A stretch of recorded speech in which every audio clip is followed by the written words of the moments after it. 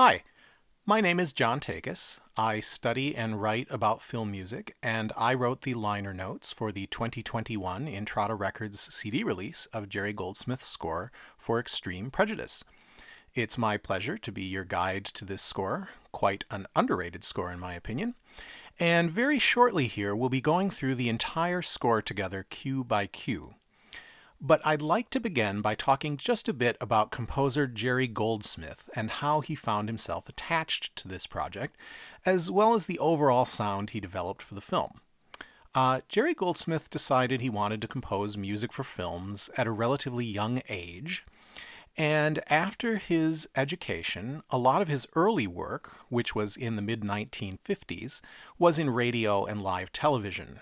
Programs like the CBS Radio Workshop and Frontier Gentleman, and on TV, Playhouse 90 and Climax.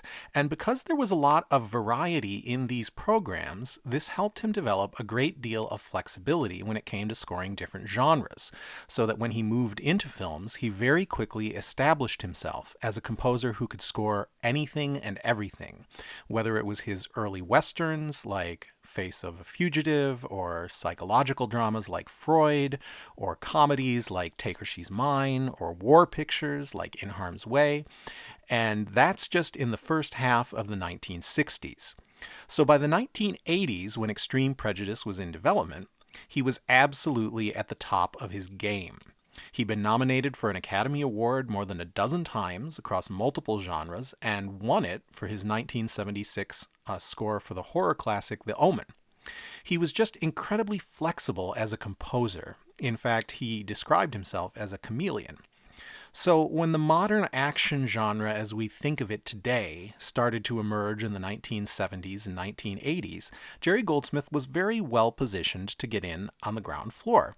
And he scored films like High Velocity and First Blood and the whole original Rambo trilogy, actually.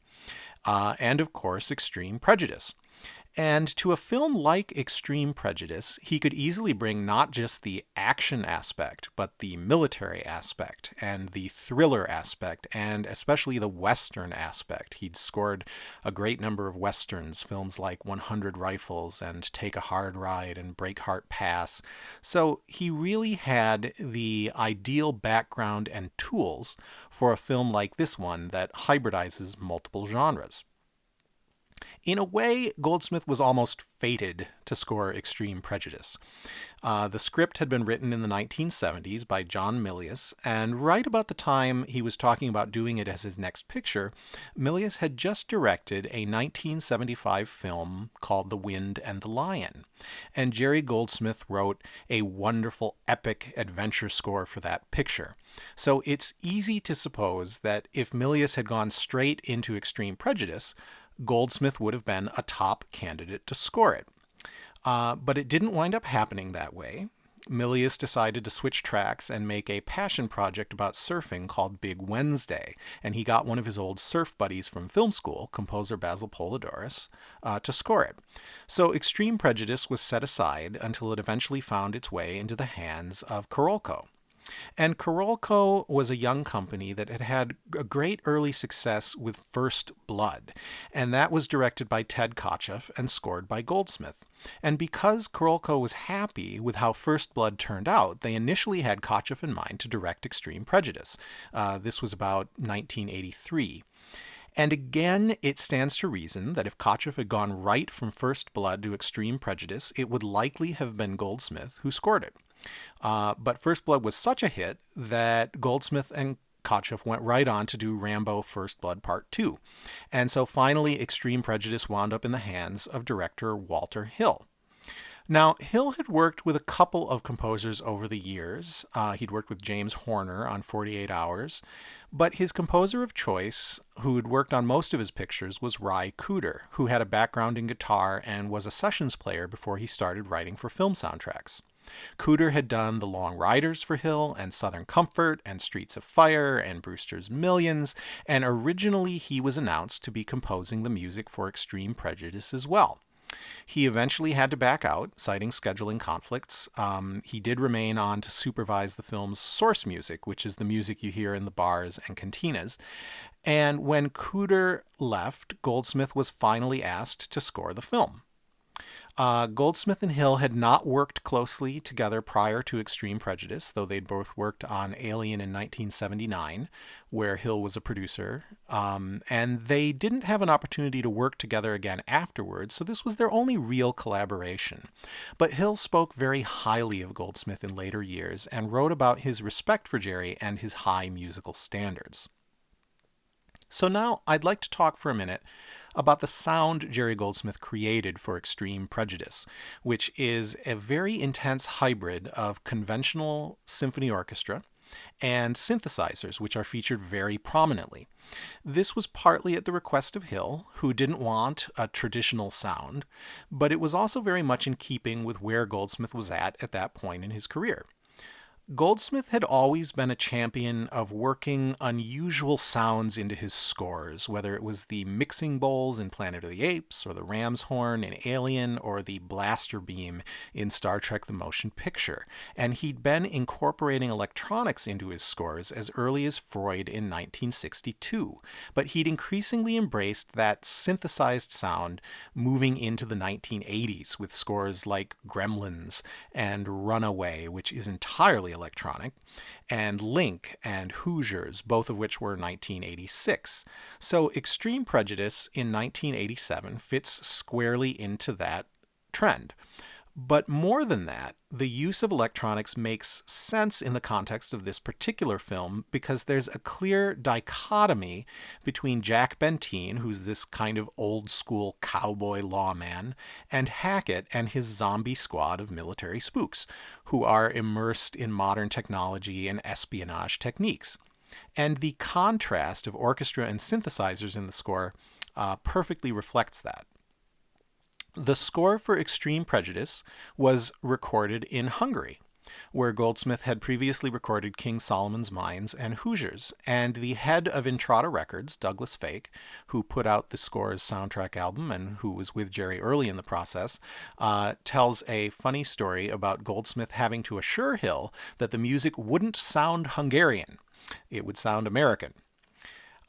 Recording in Hungary was a cost-saving measure that Goldsmith had previously used on King Solomon's Mines and Hoosiers. It was actually suggested by Andrew Vajna, who was one of the two founders of Karolko Pictures and a native of Hungary. It was a state opera orchestra, and they weren't too accustomed to the rigors of recording a Hollywood-style film score. They had some initial trouble, for example, with the click track, which is a kind of metronome that keeps all the musicians synced to the very unforgiving timings of recording music to picture. But Goldsmith was an expert at working with orchestras, so he got very good results in the end. They recorded the score using a Mitsubishi digital 32-track recorder that they flew into the country from London along with a technical engineer. And then after the recording, they went back to London to CBS Studios to mix the score, and Goldsmith's recording engineer Mike Ross Trevor remembers Andrew Vajna flying them all back to England on his private jet, complete with champagne.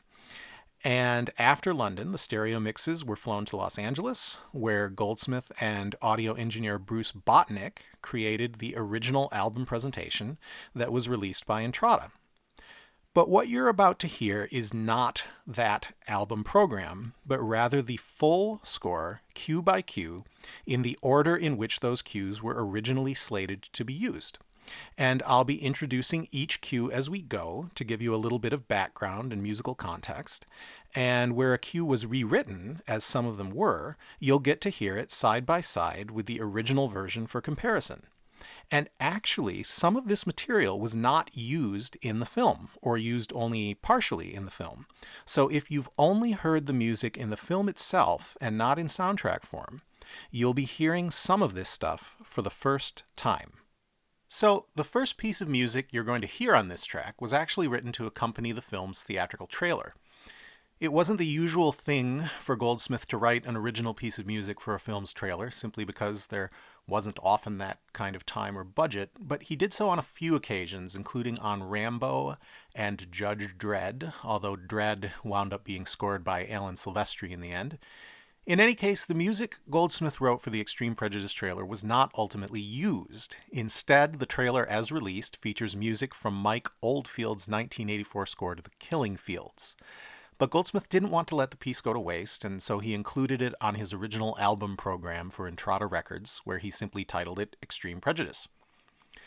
And the first thing you'll notice about this cue is that the electronics are very upfront.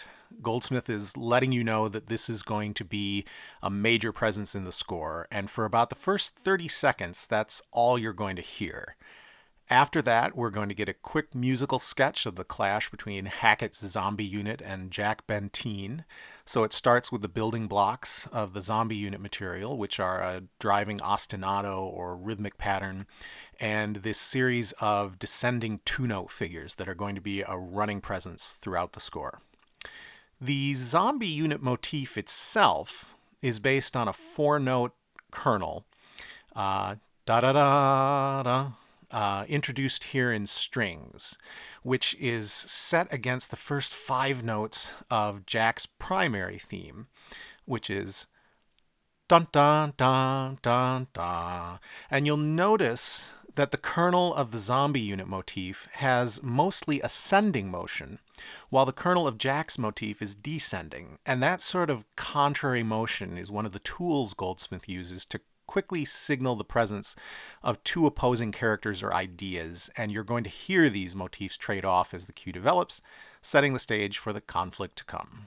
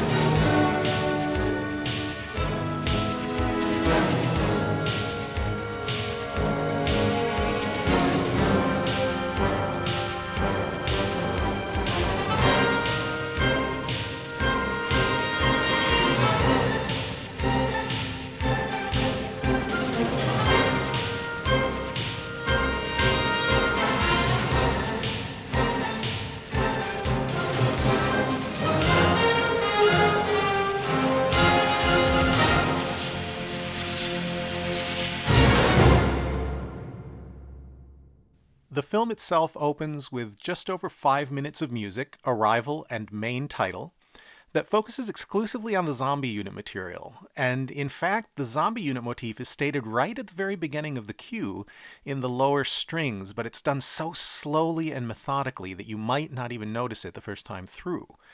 You'll hear it a little more obviously about 45 seconds in, and as in the trailer, you're going to hear the development of the ostinato and the two-note figures, as well as a more prolonged development of the motif at around the 2-minute mark. And the fact that there are so many distinct ideas bolstering and surrounding this relatively simple motif is really key to Goldsmith's method, because it gives him lots to play with in terms of developing material.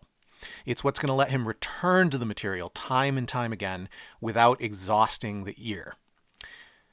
You're also going to notice a dramatic shift in the tempo and intensity of the music after about 3 minutes, and this is where we move into the main title. Now, Goldsmith could have gone in any number of directions here because the only thing we actually see on the screen is the sun rising and setting.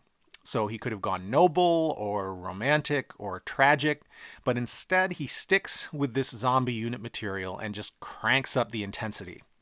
And this both familiarizes the audience with the orchestral synth fusion sound he's establishing, and it also lets you know what kind of a ride you're in for. There's going to be plenty of action, and it's going to be intense.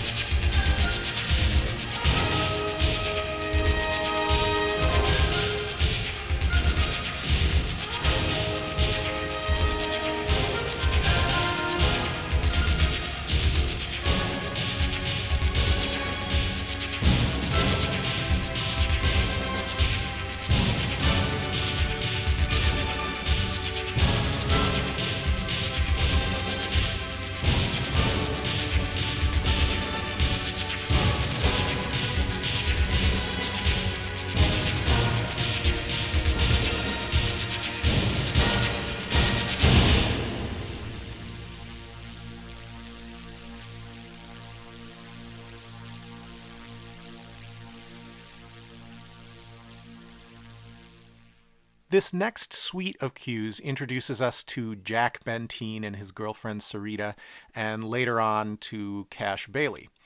The first cue, Home Late, was not actually used in the film. It was replaced with a cue titled The Morning After that was moved from a later scene. And because the cues are extremely similar, I think this was simply done because the later cue was shorter, and so it fades out before the dialogue starts. Whereas the way Goldsmith originally scored it, the music would have continued to play beneath Jack and Sarita's conversation. So there are two musical ideas introduced in this first cue, and they both relate to Jack. On the one hand, you have this subtle melancholy melody that represents Jack and Sarita, and it goes da da da da da da da da da da. So just turning over those three pitches, which are actually the same three pitches that form the kernel of the zombie unit motif. I wouldn't quite call it a love theme, not a conventional one anyway. It doesn't have that sweeping romantic feel, but it hints at Jack's more vulnerable side. And then in counterpoint, we hear this descending figure that we heard in the trailer music. And that's Jack's primary theme. It's this kind of cowboy theme. And very shortly, you'll hear it more fully in solo trumpet. And this is classic Goldsmith shorthand for those kind of rugged loner characters. He used it for Kirk Douglas in Lonely Are the Brave, for Sylvester Stallone in First Blood, and here for Nick Nolte. Eventually, the theme moves into oboe, which gives it a more poignant flavor that underlines his vulnerability where Sarita is concerned. And the second cue in this suite is titled Cash, where we're introduced to Powers Booth's character. And here the orchestra drops away, and we're left with this harsher electronic sound that emphasizes Cash's inhumanity as he toys with the scorpion. Cash's motif is interesting in that the bending pitches and vacillations, the rapid up and down movements feel like something out of a spaghetti western score by Ennio Morricone, something like The Good, the Bad, and the Ugly, where you have these wailing, ululating voices. It just helps place Cash into this kind of Western anti-hero archetype because, of course, in his own mind, Cash sees himself as this sort of romanticized, freedom-loving entrepreneur. And that'll be important, especially towards the end of the film.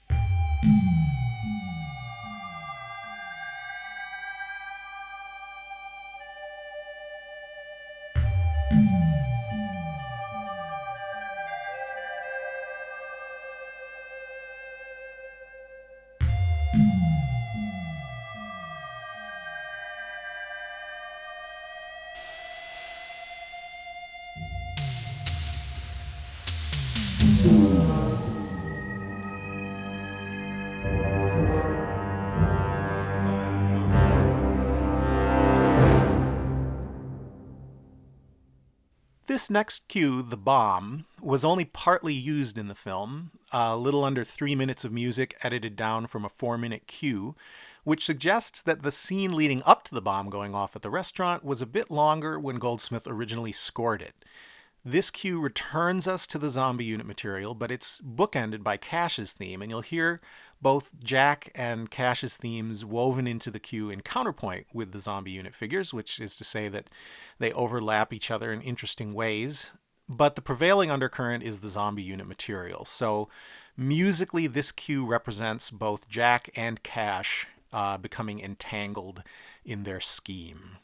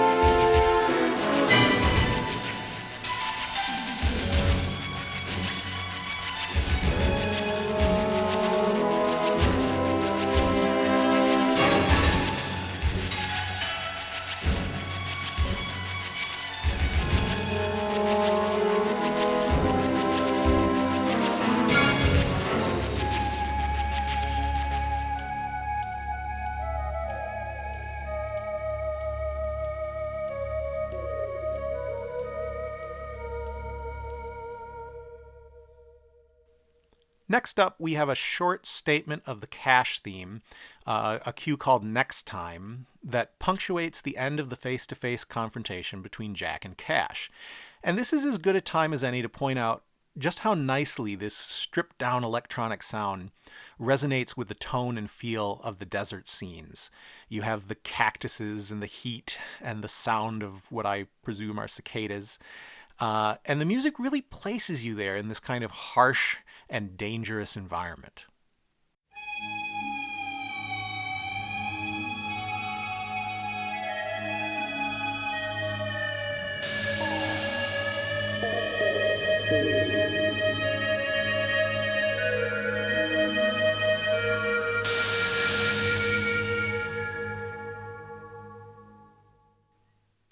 And now we come to the morning after, which is the cue that was tracked into the earlier scene between Jack and Sarita to replace Home Late. And just as with that cue, we get some lovely developments of the two themes that represent the two sides of Jack's character. In addition to being moved to earlier in the film, this cue went unused in its intended position. I speculated earlier that it was moved because it was shorter, and so it finished before the dialogue started in that earlier scene. In this later scene, it's almost all dialogue. So it's just reinforcing that the filmmakers decided that they didn't want anything competing with the words for those quieter scenes. And this is really not uncommon. The ability to write music under dialogue is a very tough skill to master. And Goldsmith had as much experience with it as anyone, and was brilliant at it, in fact.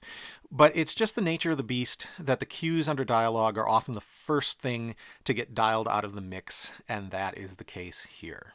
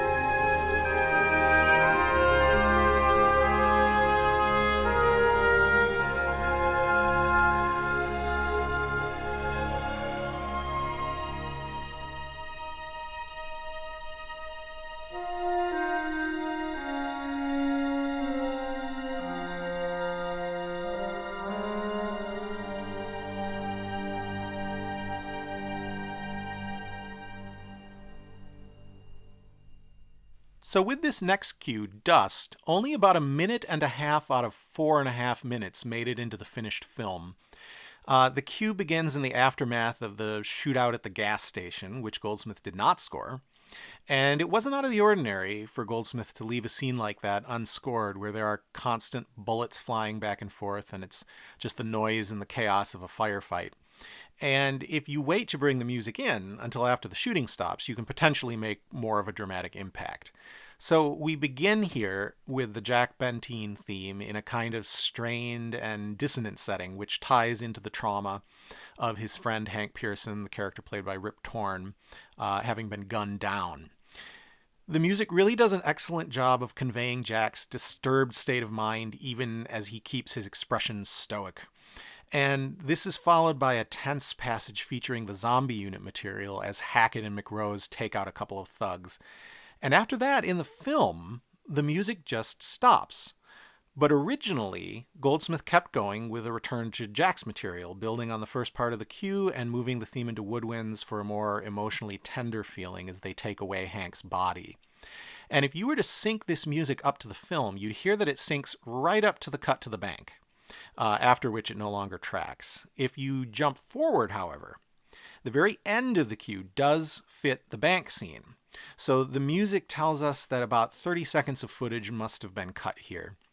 And in fact, according to Douglas Fake at Entrada Records, who attended a pre release cut of Extreme Prejudice, the film was about 20 minutes longer when Goldsmith originally scored it, which may help explain why some of the cues got dropped, moved around, or replaced.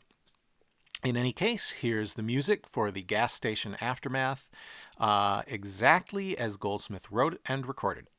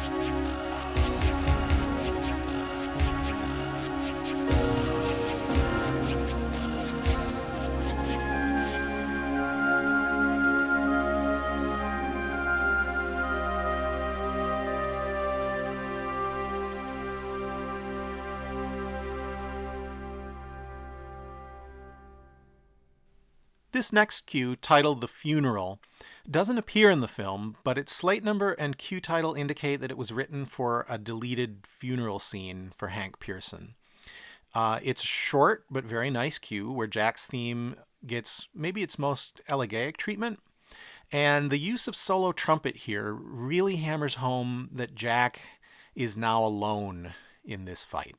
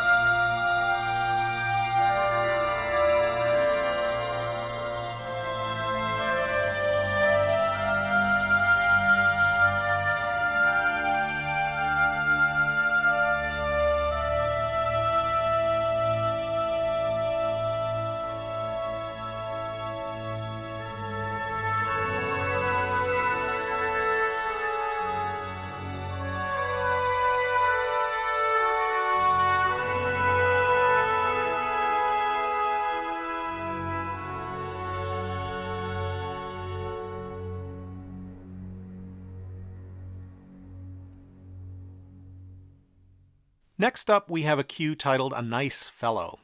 It wasn't used in the film, and Goldsmith didn't include it on his original 1987 album assembly. A track titled A Nice Fellow was included on the score's first expanded CD release in 2005, but this was a titling error due to a minor discrepancy between the music paperwork and what actually was used for the final audio mix. And this can happen sometimes, especially if a mix is being tweaked late in the post-production process, as we can gather was the case here.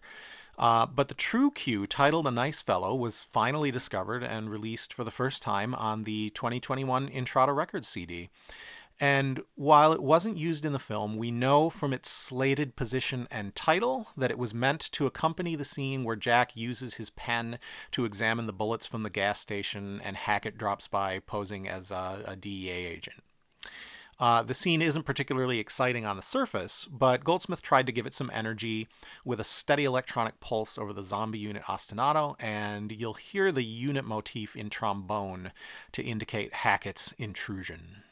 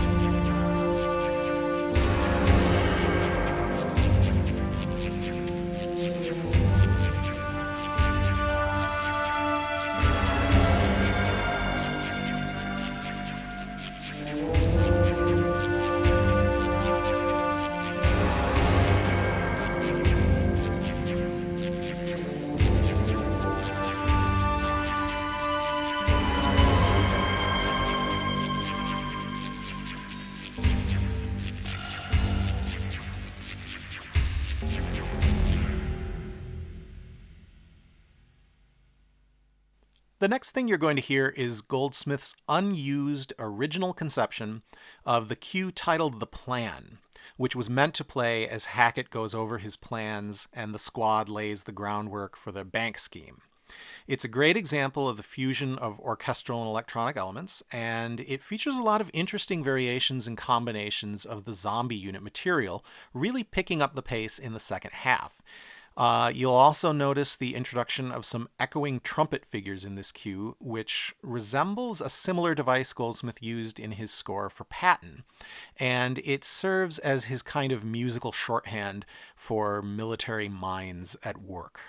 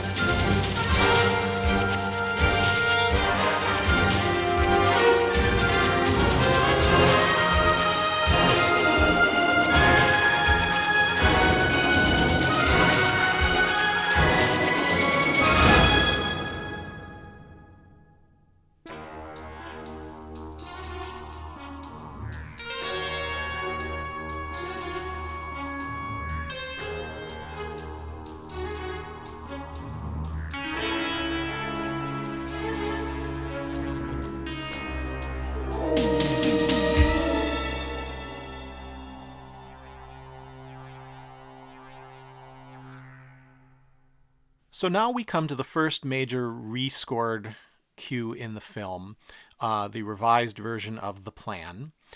In comments he provided for the 2005 release of the score, Walter Hill says that he felt the original cues for the scenes surrounding the bank job were too big and orchestral sounding for what he wanted, and possibly there were editorial changes as well. In any case, a new orchestral session would have been unworkable, even if it were what Hill had wanted. So Goldsmith wound up rescoring the scene entirely with synthesizers. And as far as the bigness of the music, you'll also notice that while some of the zombie unit material is present, there's a lot less emphasis on thematic development in this version of the plan, with the first part of the cue focusing more on creating a tense tone and atmosphere.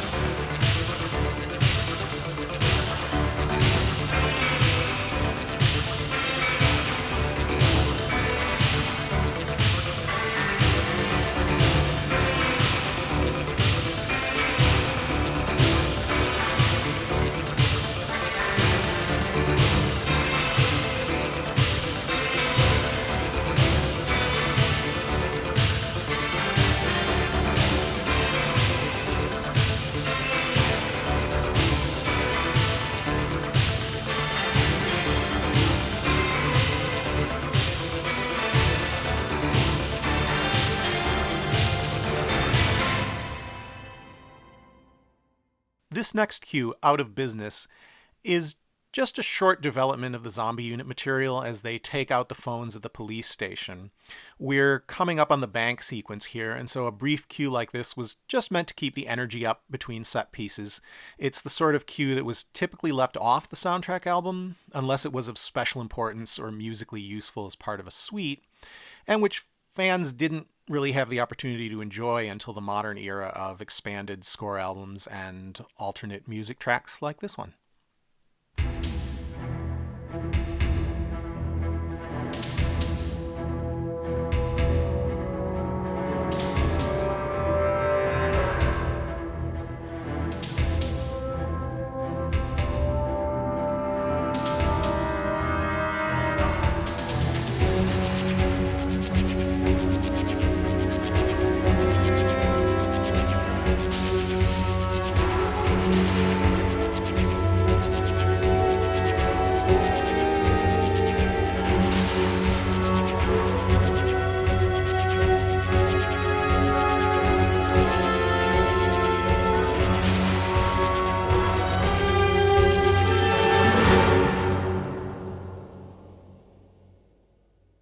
So, the original version of The Bank, which is coming up next, is the single longest piece of music that Goldsmith wrote for the score. And according to his recording engineer, Mike Ross Trevor, he really wanted to get it recorded all in one single take, as opposed to recording it piecemeal and then splicing it together and editing. It was a challenging piece of music for the orchestra to perform, so he kept coming back to it each day of the recording sessions until he finally got enough material that satisfied him on day 4. The version you're about to hear is edited together from a few of those complete takes. This was another one of the major cues that Goldsmith wound up rewriting, and you'll hear that version next, but this is Goldsmith's original vision for the scene. It's a slow burn with lots of development of the zombie unit material, as you'd expect, but here we finally have a real collision of the music for Hackett's Squad and Jack, whose theme bursts heroically into the mix on horns at a little over 2.5 minutes in. You'll also hear Cash's theme inserted about halfway through the cue and hinted at later on, but it's Jack's theme that gets the most dramatic bits, coming in with these intense overlapping brass statements during the final part of the cue. It's a really rousing finish to what I think is one of the great action cues of the 1980s.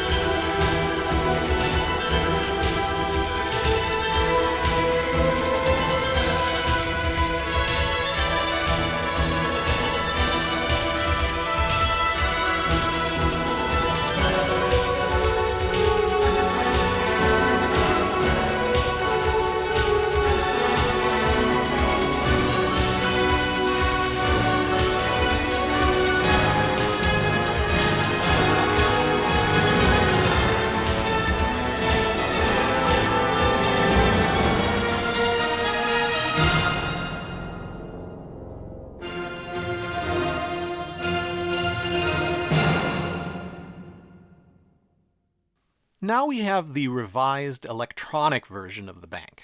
And as with the rescored version of the plan, you can hear that it's a very different composition overall, much more stripped down with a kind of industrial feeling, and there's very little emphasis on established themes.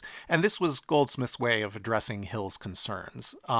He keeps the pulse of the scene going, but the music is less busy in terms of thematic development. And in fact, you'll notice that the themes for Jack and Cash are entirely absent from this version of the sequence. The rescored cue is recorded in 2 parts, and you'll hear both of them here right now.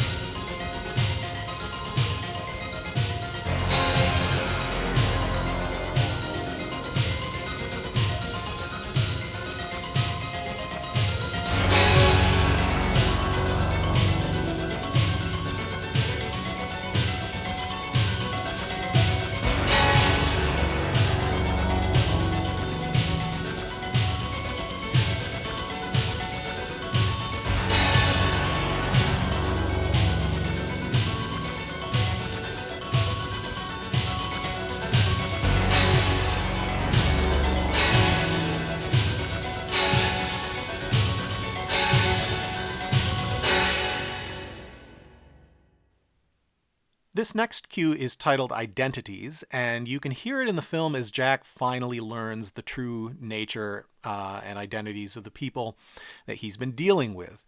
Again, we have some nice interplay between Jack's theme and the zombie unit theme, and you'll also hear a return of those echoing military trumpet figures that were introduced back in the plan.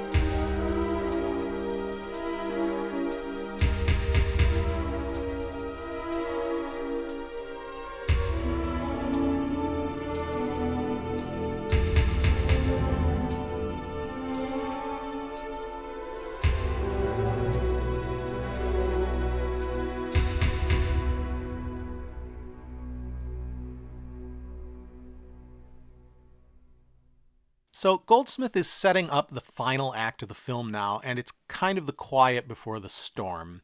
And what's interesting about this next cue, titled To Mexico, is that you're going to hear some themes for characters who aren't actually on screen at this point. You get the zombie unit motif and Jack's theme, of course, as they head down to Mexico to confront Cash and rescue Sarita. But even though Sarita and Cash don't actually appear during this cue, you're going to hear their themes woven into the music. Now, you could say that this is appropriate because the characters are motivating the on-screen action even if they aren't present. But it also serves another important function, which is that Goldsmith is going to do something very interesting with these themes in the cue after this one.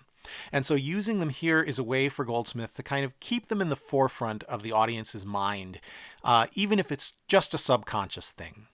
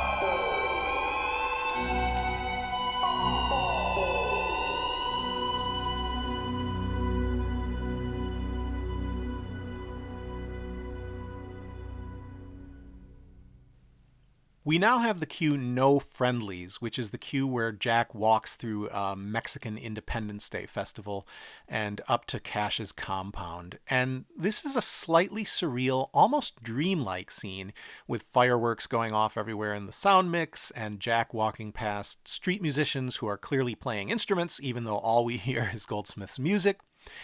And it's one of the most important cues in the score, even though it runs for less than 3 minutes. It starts off very simply with another take on the zombie unit material, but 1 minute in, just about the time that we see Jack entering the crowd, Goldsmith introduces a brand new theme performed on a sort of synth approximation of panpipes. And this is what I call his Latin theme, for its kind of Latin American flavor, which is a similar sort of sound to what he'd used for the film Under Fire a few years earlier. This theme is going to be a recurring presence in the score from this point forward, and it's even going to become the centerpiece of the end credits. It's unusual for Goldsmith to introduce such an important theme so late in a score, but there's a reason for it and some very clever things going on. For starters, the theme's opening phrase, which is dun dun dun da da, is comprised of the same 3 pitches that we hear at the beginning of the zombie unit motif and also the Jack and Sarita motif. And in fact, if you look at the pitch order, that 4-note kernel of the zombie unit motif is contained within the new theme in what's called retrograde or reverse order. And this may sound technical, but the point is that all these themes share the same melodic DNA. They have a kind of family resemblance. And even if you're not up on music theory, your brain is going to subconsciously notice these connections. So that's the first thing. The second thing is that this new theme signals a major shift in the film. Jack is stepping onto Cash's home turf, which is the kind of idealized outlaw space he's created. It's the world of the Old West, which is where Jack as a character really belongs. And so you have this new theme, which sounds very much like it came from a more traditional Western score, to signal to the audience that the ground has shifted and we've moved back in time in a sense. So that's the second thing. And then the final thing is that Goldsmith has built this new theme to act as a kind of springboard for lots of contrapuntal writing, which is another technical term, but it basically means that you've got lots of distinct musical ideas that are overlapping and being developed at the same time. And in this particular case, those ideas are variations on our established character themes. So a version of the Sarita and Jack theme can be heard. That da da da da da da, like that.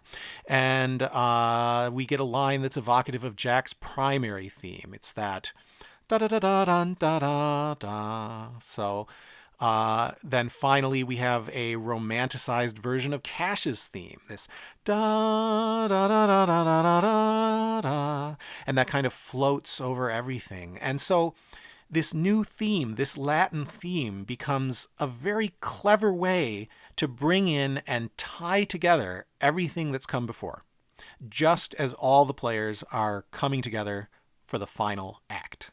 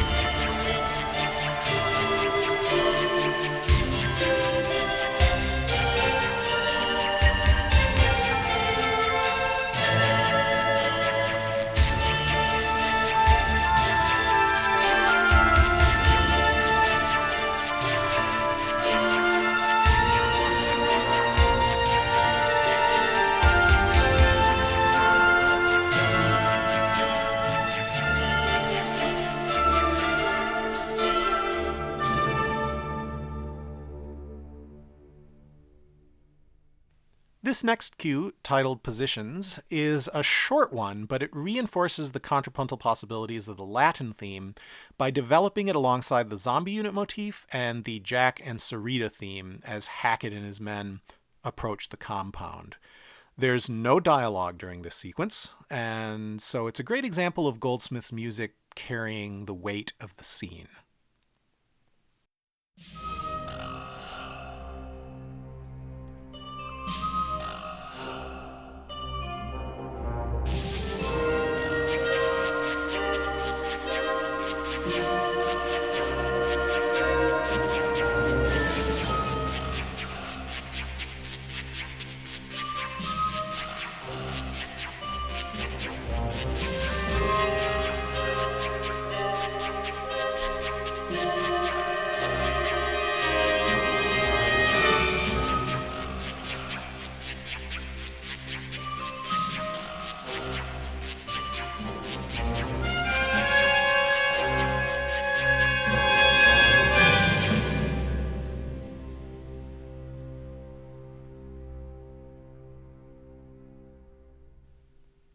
Next up, we have the cue A Good Chance, which has two main sections.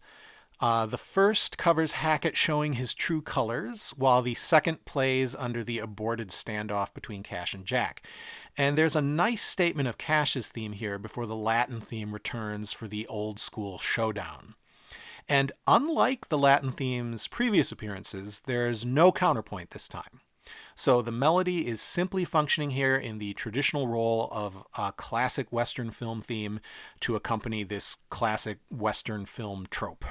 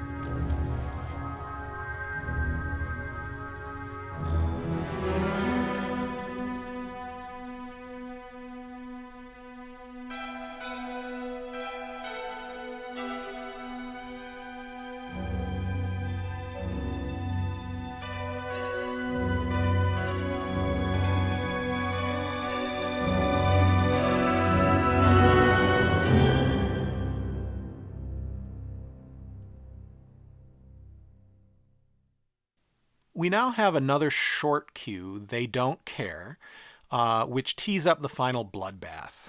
And Goldsmith lays down a steady electronic pulse here and moves seamlessly between the zombie unit and Cash material as the scene intercuts between the standoff between Hackett and McRose inside the compound and Cash and Jack outside.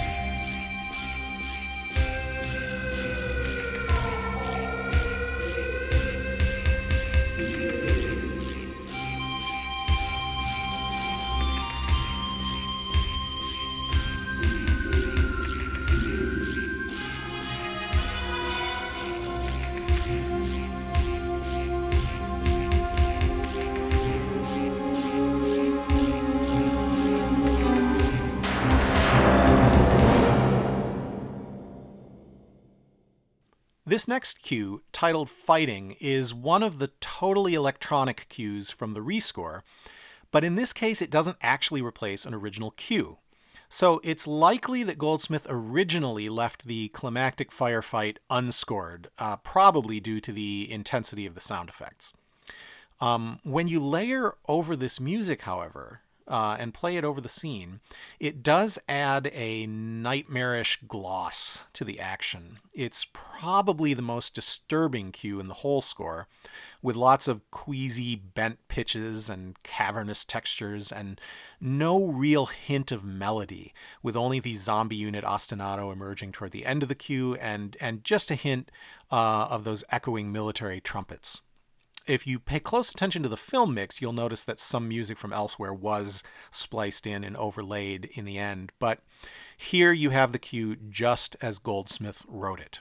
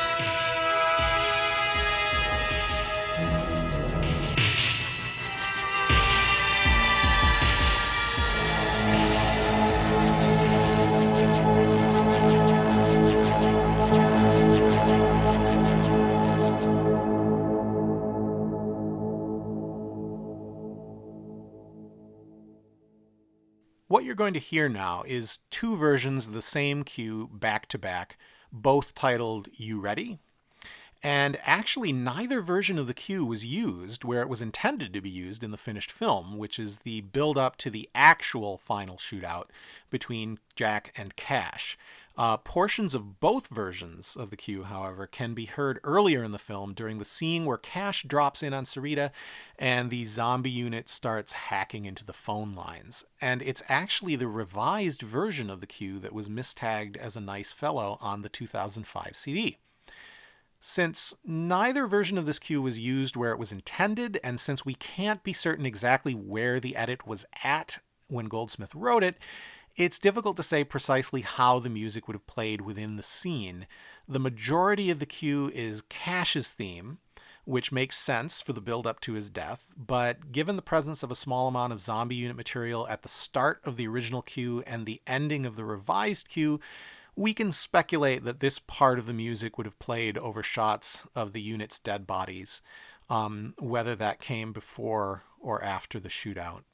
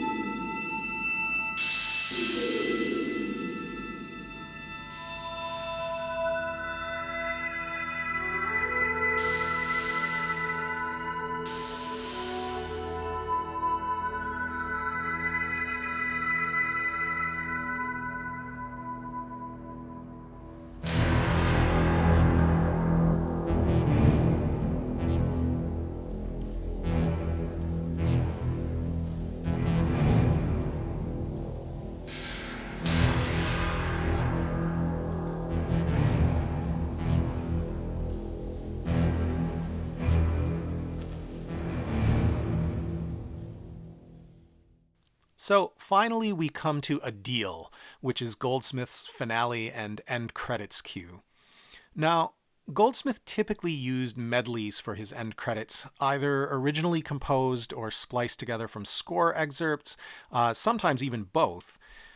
But on occasion, he would take a singular idea and develop it straight through.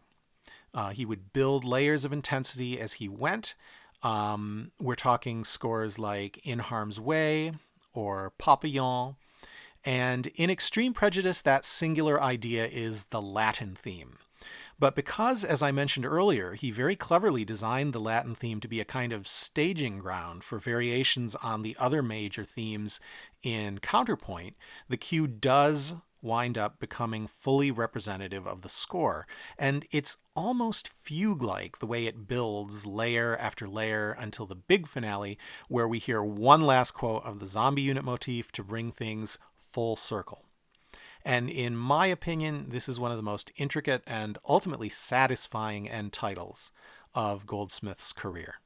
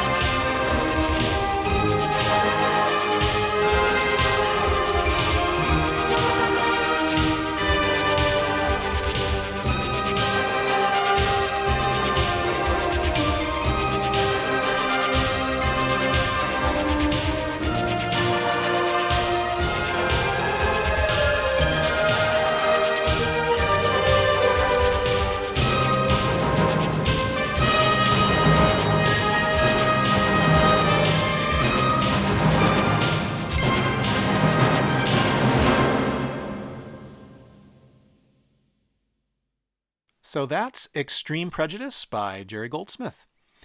If you want to experience this music without my interruptions, the score has been released on album several times.